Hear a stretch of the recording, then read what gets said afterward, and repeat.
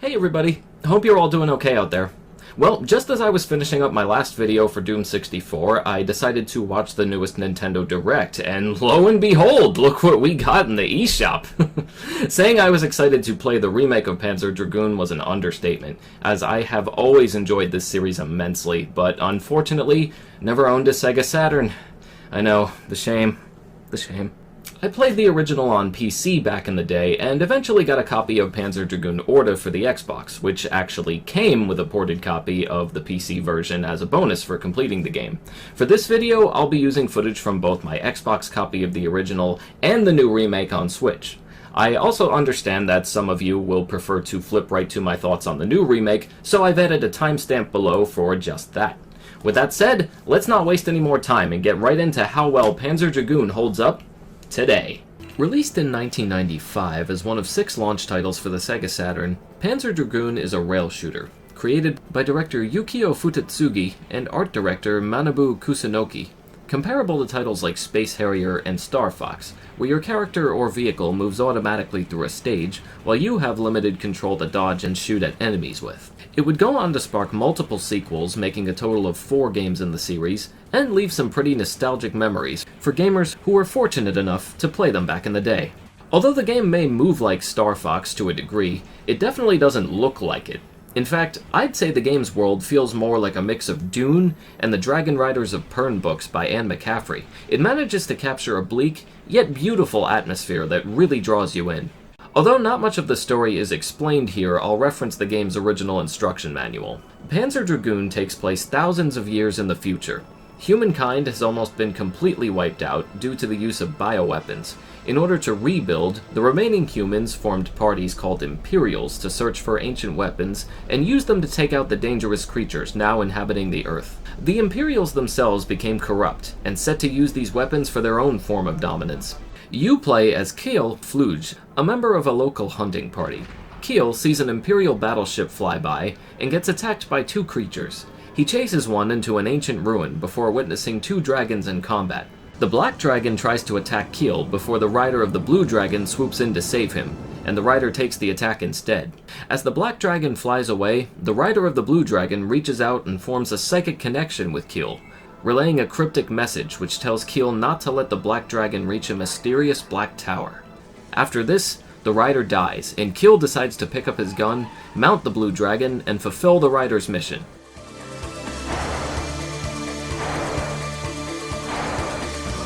The game's controls are pretty simple to learn. You move both your dragon and a target reticle around the screen as you fly through various landscapes and take on all sorts of enemy types.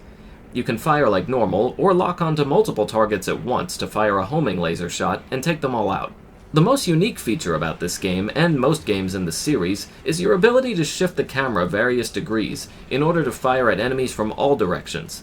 The game is light on this at first, but soon forces you to take advantage of it in order to survive. The one caveat to this shift is that you won't be able to move your dragon around while the camera is turned, making you have to plan accordingly. Sometimes you'll be able to shoot down what's coming at you, sometimes you will not. Thankfully, the movement is responsive, to the point where I never felt like missed shots or getting hit by a blast were a fault of the game's rather than my own. The game is divided into 6 episodes, 7 if you count the final battle, each with a completely different environment to explore and various creatures to battle. And outside of episode 6, each stage also concludes with a boss battle.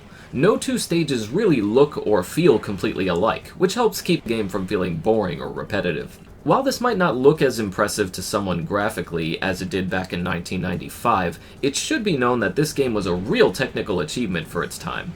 And you can tell when you really examine all of the little details that went into making it. The reflective water in the first stage is one of the go-to examples that people like to use, and I agree that it's a great choice. Panzer Dragoon's soundtrack is also marvelous, and really helps put you into the bleak and beautiful atmosphere even more.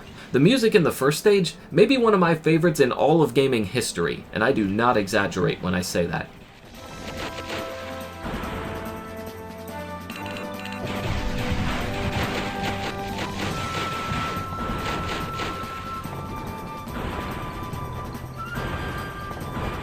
The next thing to discuss is the game's length. If you've seen my videos for other rail shooters before, such as Rez or Sin and Punishment, then you know that I'm about to sound like a broken record with this next statement. The game is short. You will likely be able to beat it in under an hour and a half, and that's if I'm being generous. This is no doubt going to impact whether people will want to spend their money on it or not, and that is of course understandable. I, personally, still found the experience to be well worth it, and as I've said before, I much prefer a great and short experience to a long and boring one, and this fits the bill. The next thing I can imagine more modern gamers having an issue with is the fact that you don't actually have a lot of attacks to work with other than your basic shot and homing laser. There's also the fact that you only go in one real direction in each stage, with no choice of multiple paths to take. These types of features would come to be in the game's various sequels, adding to the replayability, but there is no such luck for this game outside of a bonus episode called Episode 0, which can be unlocked through one of the game's cheat codes. I find no reason to fault the original for not having these features, as the technology was still being developed at the time, but can again understand if this turns a few off from playing it.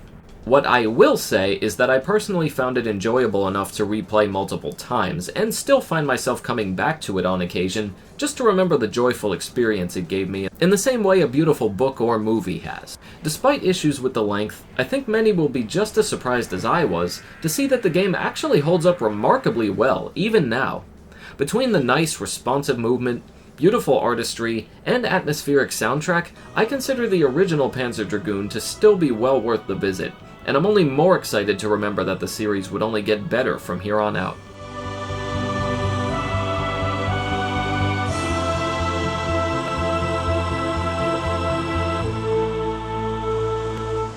And now that we've delved into the original, it's time to talk about the new Panzer Dragoon remake, which had an unexpected early release after the last Nintendo Direct. Does it bring the series to new heights on top of new potential audiences?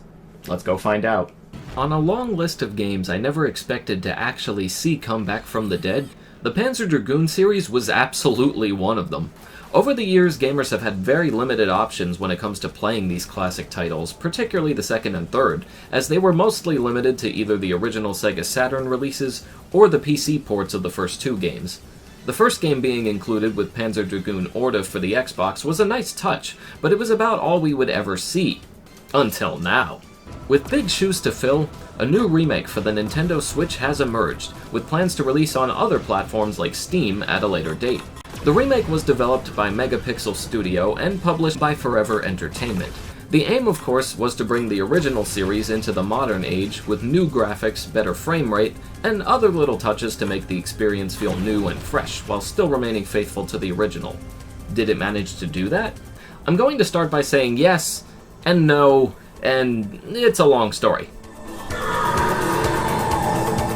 For starters, the graphics and frame rate are obviously much nicer and smoother looking overall, but there were some very questionable decisions made as well. The first thing everyone's going to be talking about is, of course, the look of it all. Important to note is that everything about the level design, like enemy placement, direction of your dragon's movement, and the like, all remain mostly faithful to the original. The characters and environments all come in with much more detail now, and the stages look much more vast and expansive than ever before too. But this may come at a bit of a cost to some. Fans will notice that the first and fifth stages feature some pretty dramatic changes, with the first being likely to spark the most debate. Instead of looking grim and desolate, the world here actually looks quite cheery and magical. Part of me can't help but wonder if this was the original vision behind the stage, but I have no way of actually clarifying that. Just know that it's obviously changed quite a bit now, and is likely to rub some purists the wrong way. On the other hand, I feel that the changes made to Episode 5 do make a lot more sense, as the lack of visible forest and trees around you was very likely due to technical limitations more than any kind of artistic vision at the time. As a result, it gives the stage quite a different look and feel, but in a good way, at least in my opinion. The other stages, from what I can see, remain mostly faithful to the original, with small occasional touches, like the fourth stage in the cave now having your dragon glow and the environment look more illuminated, for example. There are also small cutscenes that play before each boss fight, showing you the name of the enemy you're about to face. These are the types of changes I don't consider to be bad by any means, just different. But all of this is unfortunately far from perfect, and it's going to take a little time to explain why. For one thing, if you are used to the original, then the game will feel off when you first play it. The target reticle feels very different when you move it, and the homing laser doesn't seem to hit as many targets that I point toward unless I move the reticle around multiple times to get them all. That's odd. Luckily, you can adjust both the reticle's sensitivity and whether to make it move inverted or normal.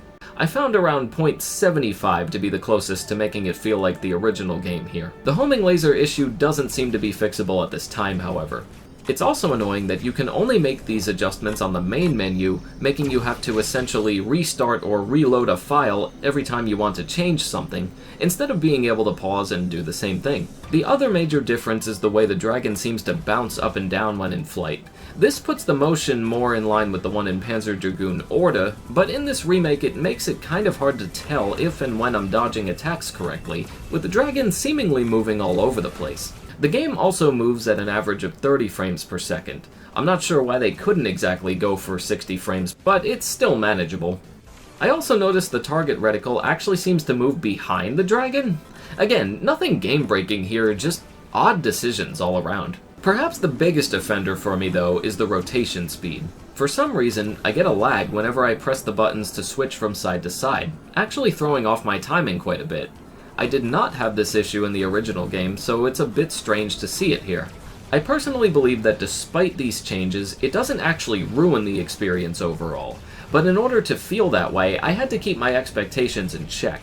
This was obviously not meant to be a big-budget remake in the style of Final Fantasy VII's upcoming release or anything that bombastic. In fact, the studio that made this is quite small. But I do also agree that more changes could be done to make it truly feel like a more respectable release. The good news is that most of this could be easily patched and worked on in the near future. We are already being told to expect a patch with a newly remade soundtrack and features like gyro controls in the near future, so I have no doubt we will also see some gameplay improvements come in as well. But the changes to the game's visuals themselves are likely here to stay. While I can live with that personally, I do understand that some will not be so pleased at the thought. Something else to keep in mind is the game's price. This is currently selling on the Nintendo eShop for $25 in the US, and for a game that takes little over an hour to beat, that's going to feel downright criminal to some. On one hand, it is obviously much less than the cost of an original Sega Saturn copy, but if we're also comparing it to the price of Panzer Dragoon Orta, which is currently $9.99 on Microsoft's online store, and again, includes the original game, then it comes up a little short.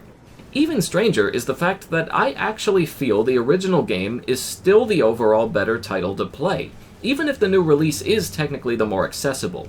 While I didn't dislike the remake by any means, it's a little harder to recommend in its current state, especially if you're still on the fence about it. If you've never played these games before and would like to start, I personally suggest, if you can, getting a copy of Orta and trying the original out that way to see how you feel about it.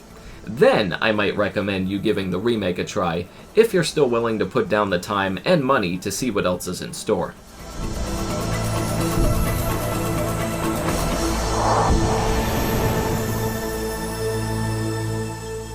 So there you have it. While I don't consider this remake to be a failure or anything of the sort, it is important to understand why many are not exactly thrilled with it either.